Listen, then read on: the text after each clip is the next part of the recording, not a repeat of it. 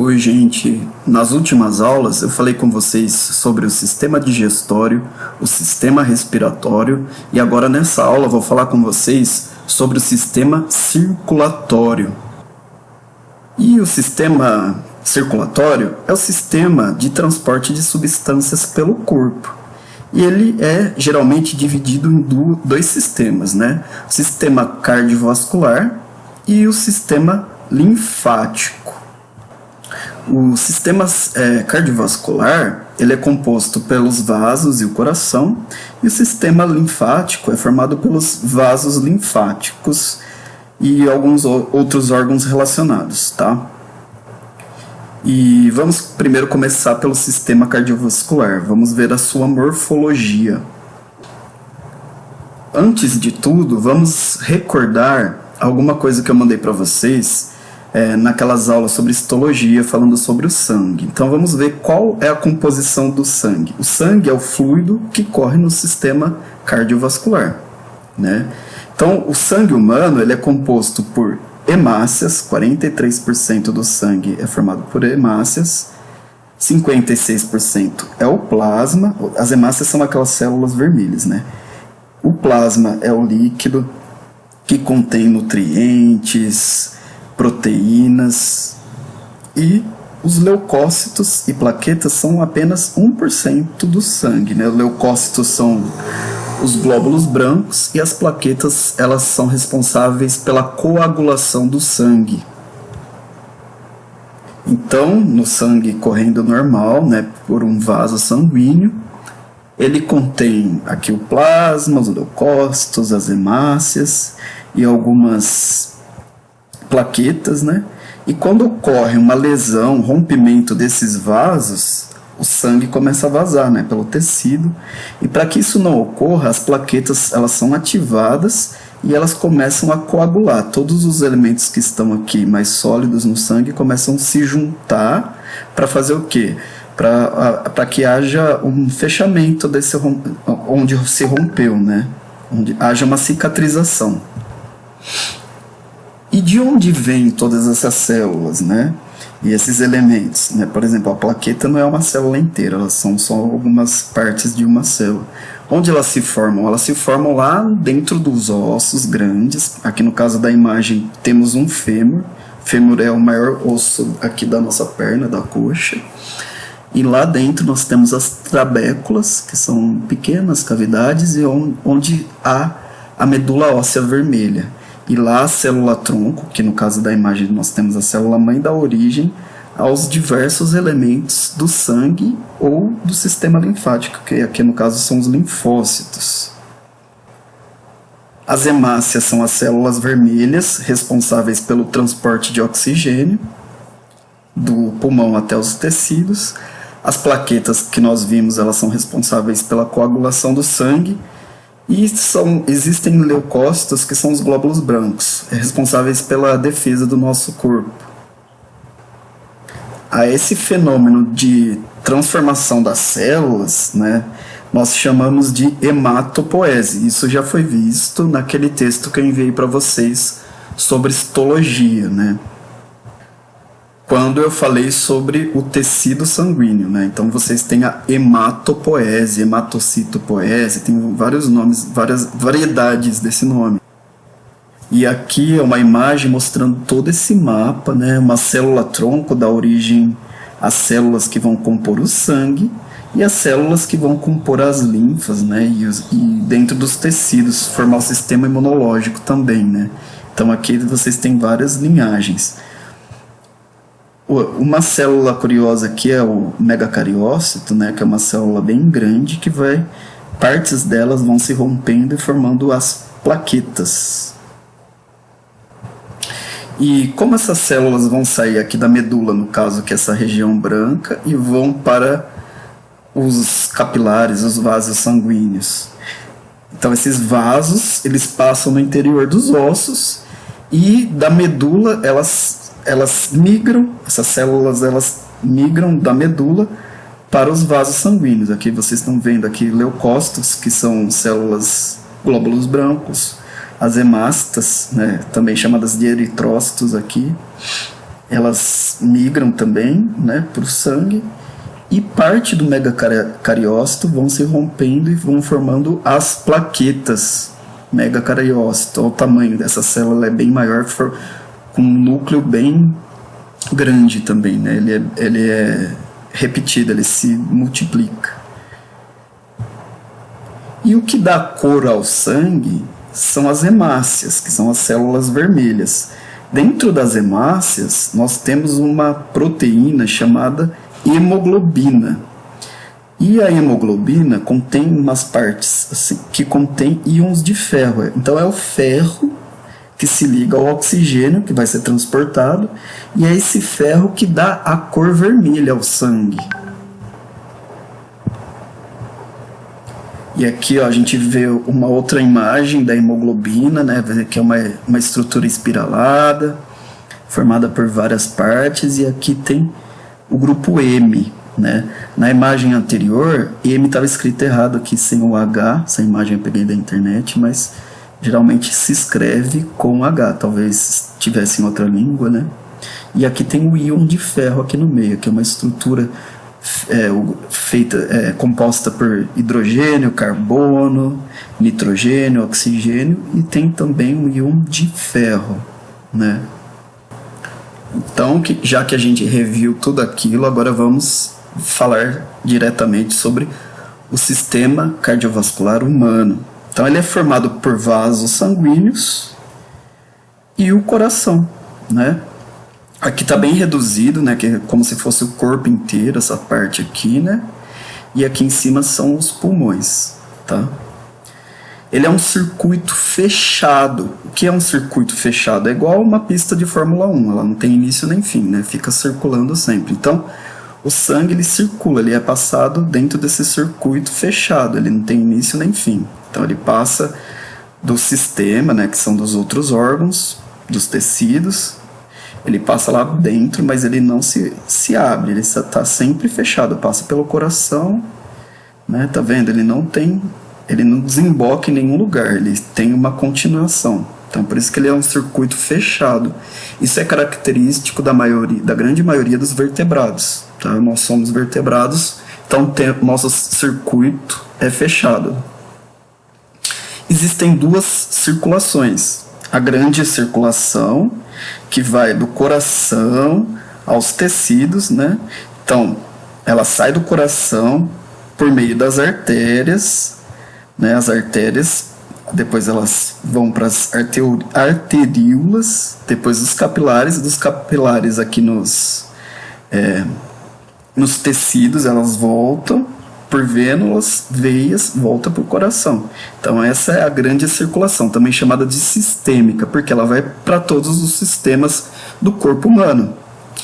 E nós temos a pequena circulação, que ela é também chamada de pulmonar. Então ela vai do coração, por meio das artérias, ela vai para o pulmão e volta para o coração. Então essa é uma pequena circulação. A diferença é que as artérias, na grande circulação, ela carrega o sangue rico em oxigênio, que é representada pela cor vermelha aqui na imagem, e depois volta pelas veias com sangue pobre em oxigênio, que é representado pela cor azul. Então o azul significa um sangue pobre em oxigênio e o vermelho um sangue rico em oxigênio. Mas isso na verdade não é, né? O sangue é sempre vermelho. Lembra que o que dá cor é aquele ferro que fica dentro das hemácias. Mas aí você se pergunta, né? Então, por que algumas vezes que eu consigo enxergar a veia, ela é azul, azulada, esverdeada? Isso é só um fenômeno que a luz, quando ela entra, ela não consegue penetrar bem a nossa pele e ela reflete dessa cor azul. Mas, na verdade, o sangue é sempre vermelho. A veia a gente só consegue enxergar por conta do fenômeno óptico. Quando vaza um sangue da nossa pele, por exemplo, a gente rompe a pele, forma um machucadinho, a gente vê o sangue vermelho, né? Então a luz é totalmente absorvida, menos o vermelho é refletido. Mas aqui no caso, dentro da nossa pele, a gente consegue ver às vezes, algumas pessoas veem, né, as veias azuis, mas o sangue não é azul.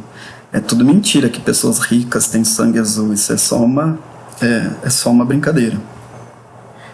Mas na pequena circulação, que vai do coração aos pulmões, as artérias levam o sangue do coração até os pulmões pobre em oxigênio. E aí o papel da veia, ao contrário, né, da veia pulmonar, ela traz o sangue rico em oxigênio para o pulmão. Então inverte aqui. Então as artérias levam sangue rico em oxigênio para os tecidos e as veias trazem o sangue pobre em oxigênio dos tecidos, mas aqui no caso dos pulmões acontece ao contrário, viu? Fiquem bem atentos a isso.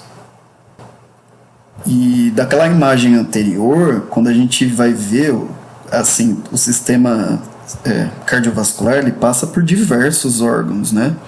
Então o sangue, quando ele passa pelo intestino, aqui nessa imagem, aqui, olha aqui onde está a setinha do mouse, aqui nessa região ele passa pelos intestinos e pega todos os nutrientes provenientes da alimentação, que a gente viu no sistema digestório. Leva para o fígado, aí já vem o sangue através das veias, levam esses nutrientes para o fígado e volta para o coração, que bombeia esse sangue cheio de nutrientes para o corpo inteiro. Todo o sangue também que vem do corpo inteiro passa pelos rins, o rim filtra as substâncias ruins do sangue, né, que depois sai na urina e volta o sangue filtradinho para o sistema, né, cardiovascular. E também aqui representando os membros inferiores e a cabeça, né, o sangue vai também para a cabeça e sempre ele passa também pelo pulmão, onde ele pega o oxigênio e deixa o gás carbônico. A gente vai ver isso com calma, tá?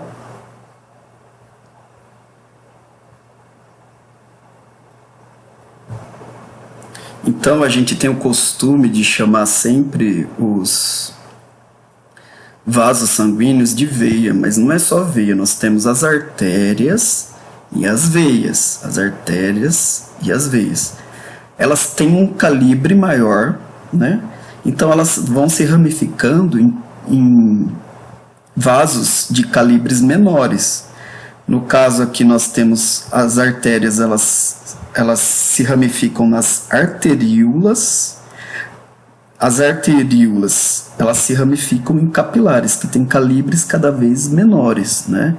E os capilares, eles continuam em vênulas, e as vênulas são ramificações das veias. Então aqui o vermelho é o sangue rico em oxigênio e o azul é o sangue pobre em oxigênio, mas é só no desenho, viu, gente? Isso não representa a cor real do sangue. É só pra gente entender o que está acontecendo, que aqui tem sangue rico em oxigênio e no azul sangue pobre em oxigênio, mas não tem nada a ver com a cor real do sangue, tá?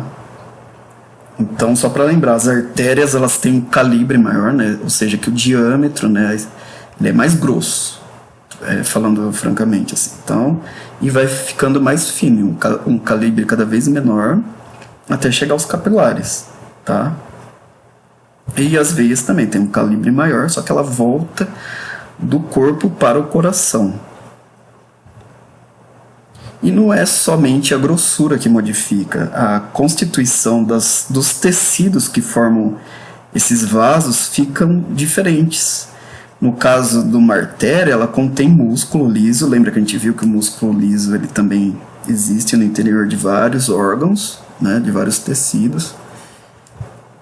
Mas os capilares não possuem músculo, ó. Ele é só formado por uma célula epitelial, chamado de endotélio. Só tem uma célula de grossura. É como se fizéssemos um tapete de células e depois enrolássemos assim, tá?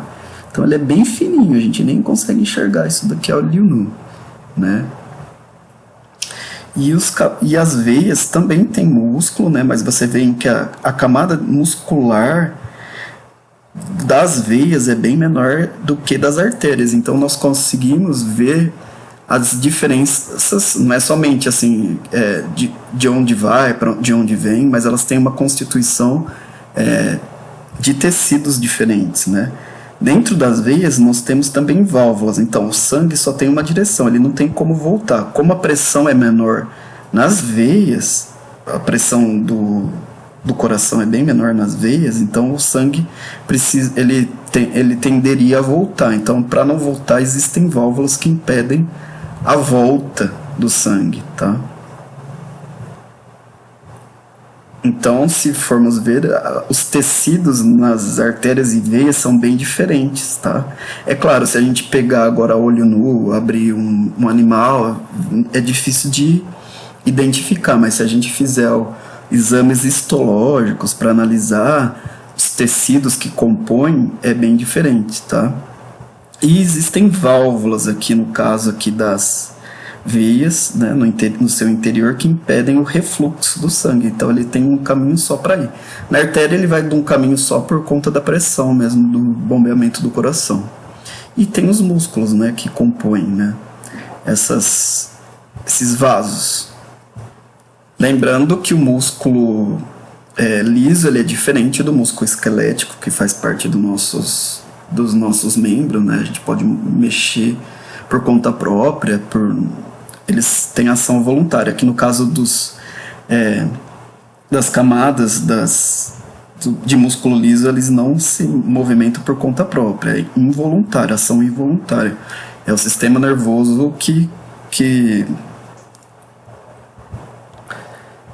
é o sistema nervoso que controla tudo isso, todos esses movimentos, mas sem a nossa vontade. Aqui ainda nessa imagem nós vemos que são várias camadas, né, nesses vasos. A túnica externa, a túnica média, a túnica íntima. A gente não precisa lembrar desses nomes não, tá? É mais para vocês verem quais são os tecidos que compõem esses órgãos. Aqui numa outra perspectiva, né, mostrando que as artérias elas vão diminuindo seus calibres nas arteríolas, aí vão para os capilares e voltam pelas vênulas e vão parar nas veias, que são mais grossas, né? E alguns vasos são tão grossos, né, que aqui nessa região aqui onde eu estou passando o mouse é onde corre o sangue, que os nutrientes e o oxigênio não conseguem chegar em algumas das suas camadas, que elas precisam ter vasos dentro deles. Então os vasos têm vasos dentro deles. E esses vasos nós chamamos de vasa vasorum, que quer dizer vasos dos vasos. Então são grandes vasos, tem vasos minúsculos dentro que são necessários para a nutrição e oxigenação desses tecidos, tanto nas artérias quanto nas veias. E aqui uma representação como o sangue corre, né, dentro dos capilares, né? Aqui nós temos os elementos, os glóbulos vermelhos, que são as hemácias, o plasma, plaquetas, glóbulos brancos, tudo correndo ali formando o sangue. Essa imagem aqui está bem desfocada, bem ruinzinha, mas ela tem uma representação bem legal assim, dos elementos sanguíneos. Então, lembrando que os capilares provenientes das artérias, elas depois continuam em capilares das veias, né? Depois vão compor as veias. Em alguns lugares, uma veia continua em capilares e capilares que vão dar em outras veias. Aqui é o caso do fígado, né? Tá aqui representada a letra D. Então nós temos vários tipos dentro do nosso corpo, vários circuitos. E aqui mostrando, né, como que são esses capilares, né? Eles são só uma célula aqui que continua com outra, formando esse caninho aqui, esse tubinho. E na maioria dos casos eles são sempre fechados, tá? Em alguns casos existem algumas fenestras para que haja a passagem de nutrientes através deles. Mas como ocorre? Então o sangue ele vem da arteríola, ele vai diminuindo o calibre num capilar, depois continua e aumenta o calibre numa vênula. Então todos os elementos grandes eles não conseguem vazar, mas a água, nutrientes, o oxigênio, devido a uma alta pressão, ele vaza para o tecido, ele consegue vazar pelo meio das células, ele vaza para os tecidos. Aqui nessa região aqui o tecido tem várias células, né? Então eles vazam devido a essa grande pressão. E aí essa pressão hidrostática devido ao batimento cardíaco diminui, mas como tem uma pressão negativa aqui dentro, eles voltam. Então é uma pressão osmótica, é devido a uma diferença de composição. Como aqui tem muito mais compostos do que aqui, eles retornam devido a essa diferença de pressão. Então sempre vai... as substâncias elas vão de uma região de maior pressão para uma de menor pressão e da maior para menor. Por isso que elas voltam em grandes partes para a vênula. Então, o sangue das artérias vem com o que para os tecidos? Rico em oxigênio, água e nutrientes. Então, eles despejam aqui. E volta gás carbônico, um pouco de água e resíduos dos tecidos para as veias. Mas, nos tecidos, a água, o líquido que fica ali naquela região é chamado de líquido intersticial. Ele não pode exceder ali naquela região, senão vai ficando cada vez inchado. Então, outros tipos de vasos que a gente vai ver, que é chamado de vasos linfáticos, eles captam esse resíduo e levam embora. Depois nós vamos ver melhor sobre isso, que são os capilares linfáticos, captam esse excesso de água que fica nos tecidos.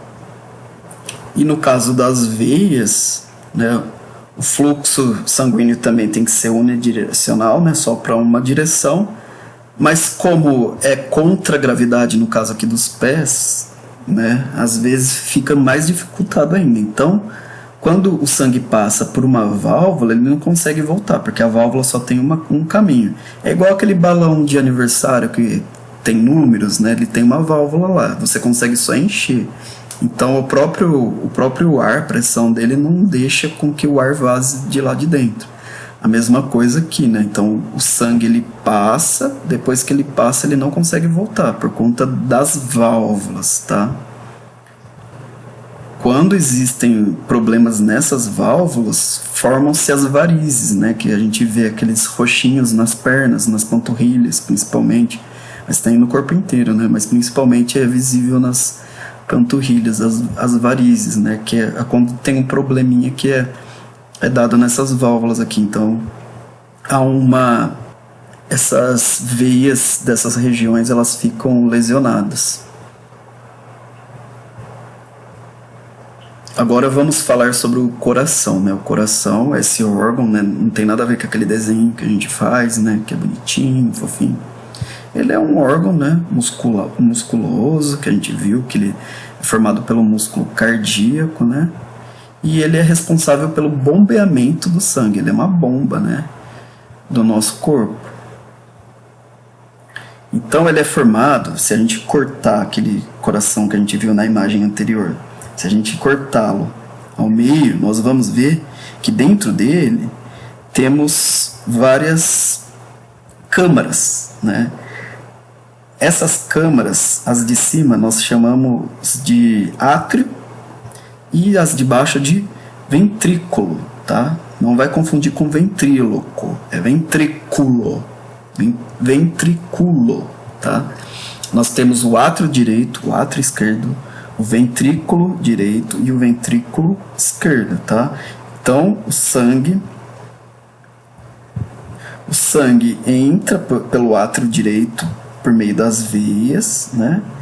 Passa para o ventrículo direito, vai para o pulmão, do pulmão volta, vai para o pulmão por meio da artéria e volta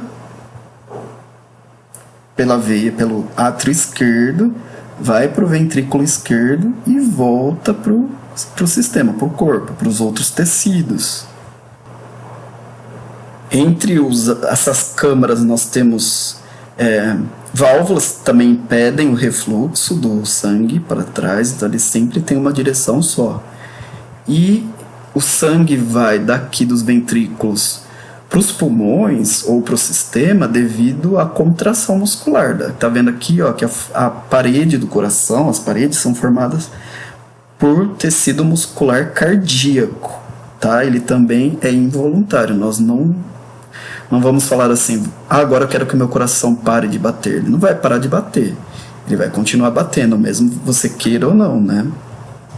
É claro que dependendo de algumas situações, por exemplo, de atividade física em excesso, ou quando você está apaixonado, alguma coisa assim, o coração ele acelera, né? Então a gente tem, tudo isso é controlado pelo sistema nervoso central, tá? Não é a gente que quer fazer isso não, né? Seria bom se não ocorresse isso às vezes.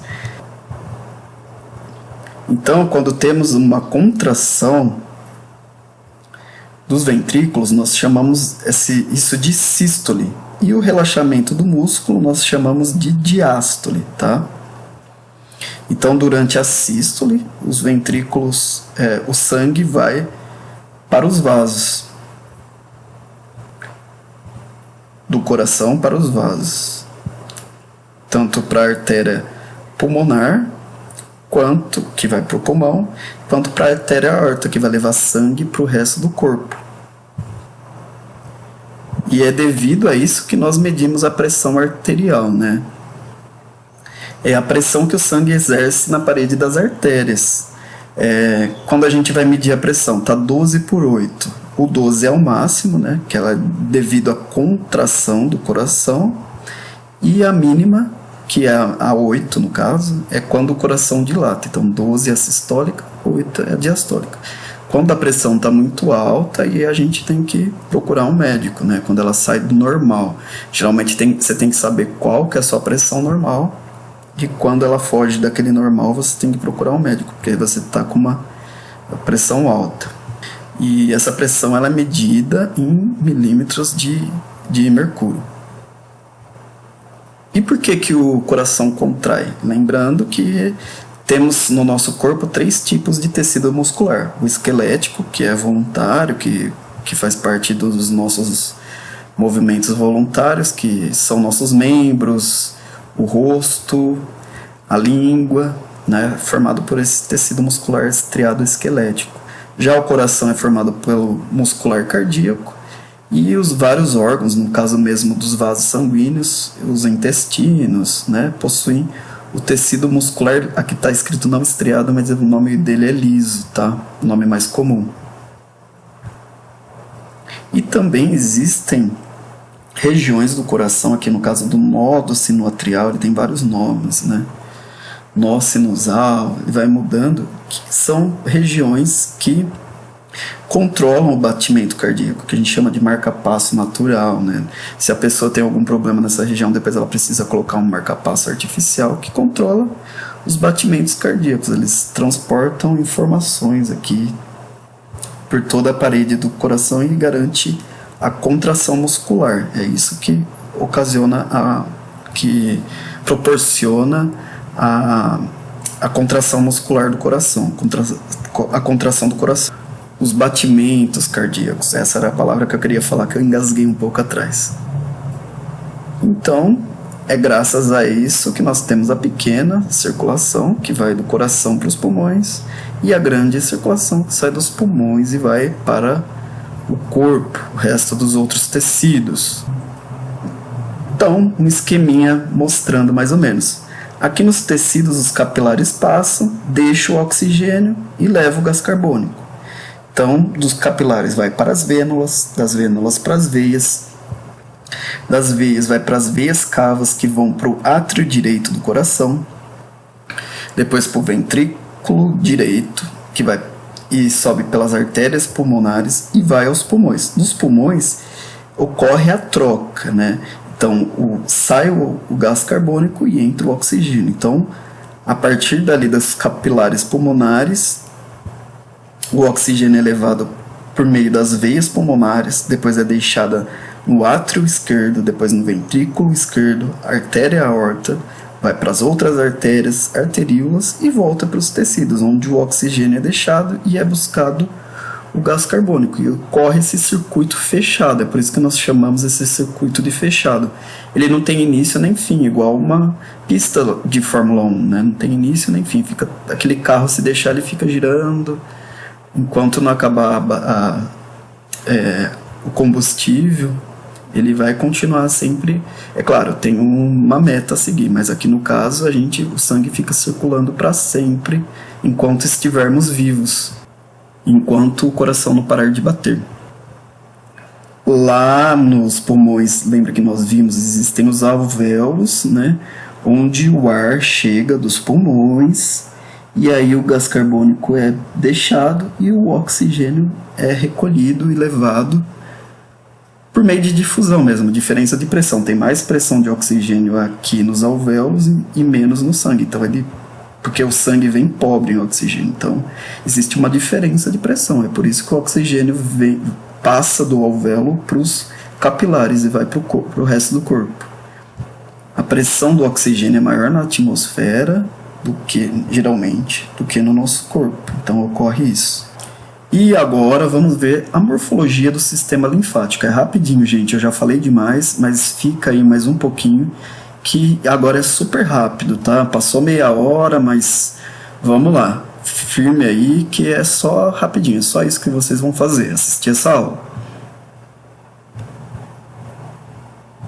Lembrando dessa imagem de novo, lembrando que aqui nós tínhamos a passagem de todo o líquido, de todos aqueles nutrientes, oxigênio e água que escapava do capilar para o tecido, o resto voltava, mas os excessos que estavam aqui no tecido eram captados pelo capilar linfático. Quando esse líquido intersticial em excesso passa para dentro do capilar linfático, ele passa a se chamar linfa, passa a compor a linfa, na verdade, tá? E quais são as funções do sistema linfático? É a remoção dos excessos que estão no líquido intersticial dos tecidos, devolvendo-os ao sistema cardiovascular. Então ele devolve lá na veia, ele volta e devolve tudo isso daí que estava em excesso nos tecidos, né?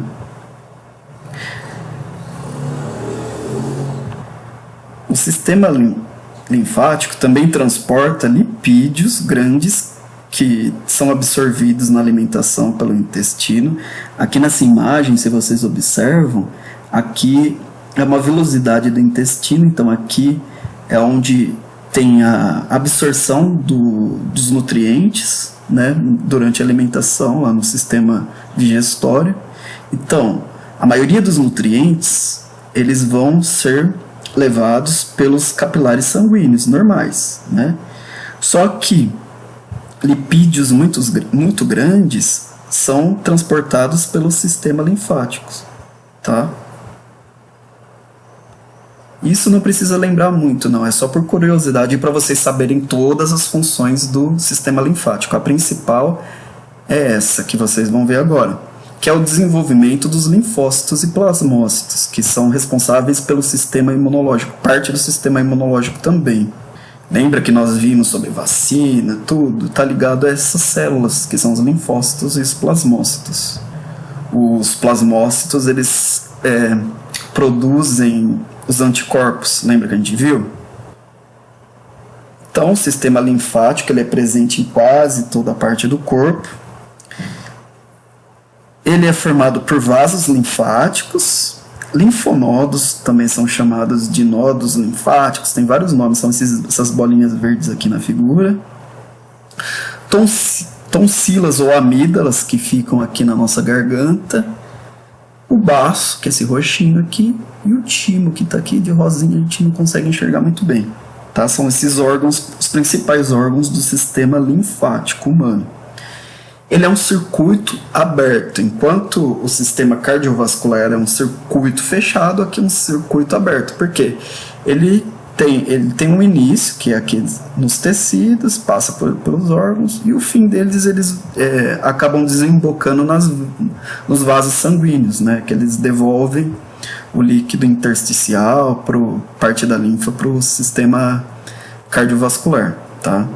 A linfa não, só o líquido, né? Então ele não, diferente de um circuito de Fórmula 1, ele é uma cidade, né, que tem aquelas ruas sem saída, né, vai parar em outras ruas, né, ela tem início e fim. É como um rio também, né, o rio tem a nascente e aí depois ele vai acaba os córregos, os rios menores vão desembocando em rios maiores, depois vão parar no mar. É a mesma coisa o sistema linfático, ele é um circuito aberto, ele nunca é fechado. E o líquido que corre dentro do sistema linfático é a linfa. Ele é claro, semelhante ao plasma, ele não coagula, então ele não tem plaquetas, e ele tem uma presença de linfócitos, tá? É isso que o diferencia do sangue. O sangue é vermelho porque ele contém as hemácias, que tem a hemoglobina que dá cor vermelha ao sangue. Já a linfa não tem cor, ela é clara, né? Ela tem uma corzinha mais clara, amareladinha, assim, como o plasma, né? Mas ela não tem muitas proteínas também, é bem diferente. Os vasos de menor calibre também são chamados de capilares linfáticos, né? Então eles têm uma célula só formando a camada. E os vasos linfáticos de maior calibre, ele tem fibras musculares também de músculo liso e válvulas que impedem o refluxo, assim como aqui o líquido, a linfa, ela circula muito mais lentamente. Então ela tem essas válvulas que impedem o retorno, tá? E é a contração dos músculos em volta desses vasos que fazem com que o líquido circule de uma região para outra. E aqui é a hematopoese dos linfócitos, né? Tanto no timo, que são órgãos, né, órgãos linfáticos secundários, né, é onde nós vamos ter toda a hematopoese, né? Nós vamos ter os linfócitos, os plasmócitos, que são células também chamadas de linfócitos, todos eles. O plasmócito é responsável pela produção de anticorpos, e alguns vão ativar, alguns linfócitos, eles são os que controlam as defesas do organismo, né?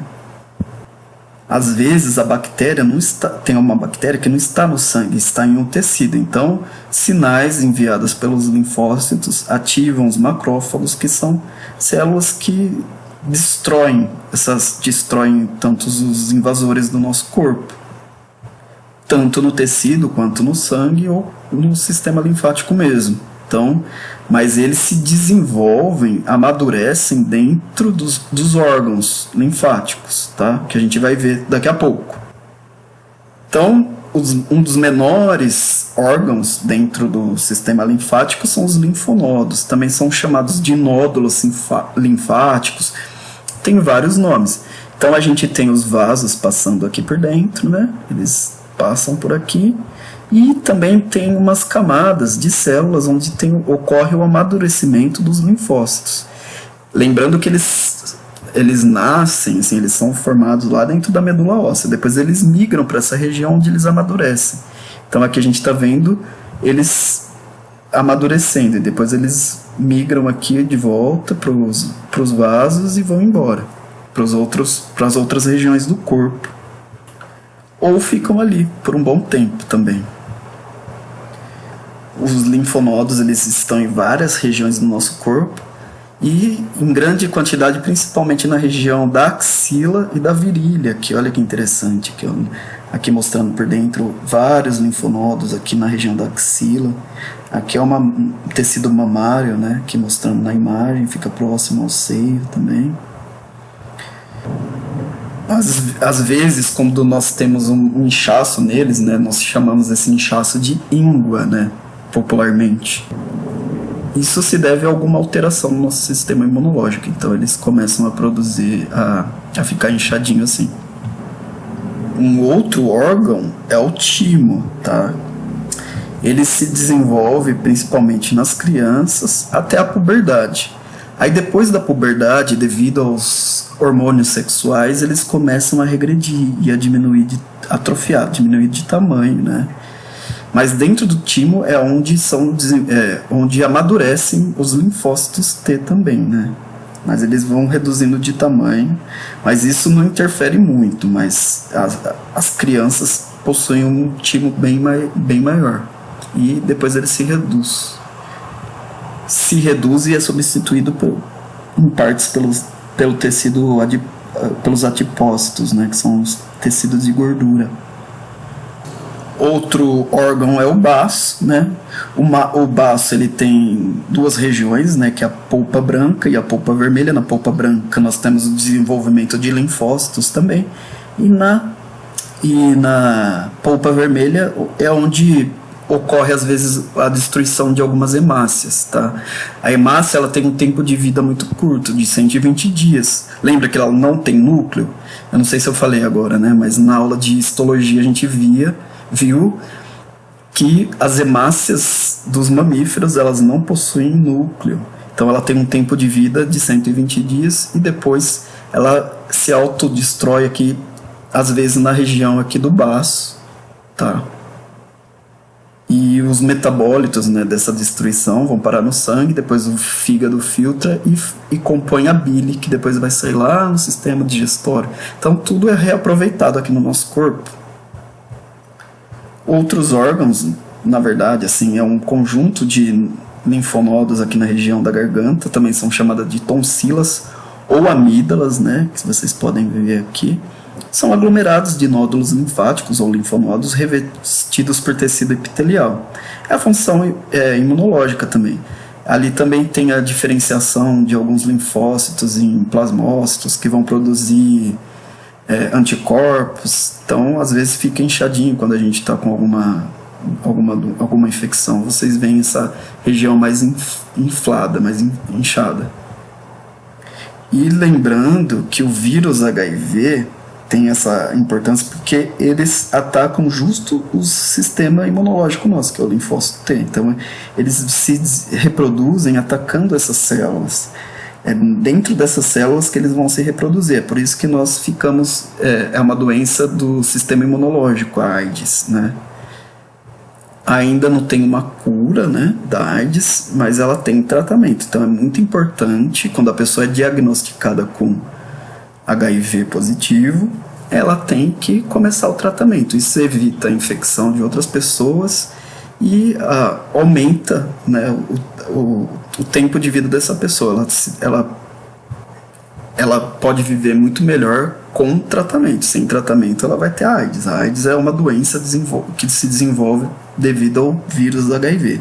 Mas se a pessoa tem o tratamento, ela vive muito melhor. Desde que ela se trate sempre direitinho, indo ao médico. Esse tratamento pode ser feito no postinho de saúde. Então tem que se tratar e tem que evitar, na verdade, né, a infecção. E como evita a infecção? A AIDS ela é uma DST, então ela é transmitida através da relação sexual. Então a única forma de impedir essa infecção por meio de relação sexual é usando a camisinha, né? Os outros métodos contraceptivos previnem a gravidez, mas a única forma de prevenir de doenças durante a relação sexual é usando camisinha. Tem que usar, não pode deixar de usar, e assim você vai evitar a infecção com a AIDS. O vírus HIV vai ser evitado através do uso de preservativo, camisinha. É claro que não é somente através do sexo que se adquire a AIDS. Você pode pegar também compartilhando seringa com outras pessoas. Às vezes é passado de mãe para filho, desde que a mãe não faça o tratamento. A mãe tem que fazer o tratamento. Se ela é portadora do vírus HIV, ela tem que fazer um tratamento para não passar para o filho dela, se ela estiver grávida. E a pessoa que faz uso de alguns tipos de drogas, elas não devem compartilhar seringa, senão ela pode pegar AIDS sim, de outra pessoa. Transfusão de sangue é muito raro. É feito teste no sangue doado, então a pessoa não pega HIV através de transfusão sanguínea. Pode ocorrer, já ocorreu muito no passado. Hoje em dia é proibido, né? Tem que fazer teste no sangue antes de transfundir em outra pessoa. Então, para fechar a aula, vamos resumir, né? O sistema circulatório, ele é responsável pelo transporte de substâncias pelo corpo Ele contém células provenientes da medula óssea, ele se divide em sistema cardiovascular e sistema linfático. O sistema cardiovascular, ele transporta gases respiratórios, nutrientes, água, hormônios e resíduos. O sangue, que é o líquido, né, que corre dentro do sistema cardiovascular, ele é composto por hemácias, leucócitos, plasma e plaquetas. O sistema linfático, ele transporta os excessos do fluido intersticial, devolvendo-os ao sangue. Ele transporta moléculas grandes de lipídios absorvidos no intestino. Ele é responsável pelo desenvolvimento, é onde ocorre o desenvolvimento de células do sistema imunológico, como os linfócitos e os plasmócitos. Coloquei até em rosinha aqui para lembrar que os plasmócitos são responsáveis pela produção de anticorpos. E o líquido é a linfa. O líquido do sistema linfático é a linfa, que ele é semelhante ao plasma e contém linfócitos. Bom, é só isso. Espero que vocês tenham compreendido. Quem não compreendeu, entre em contato. E vamos aguardar a próxima aula. Até mais!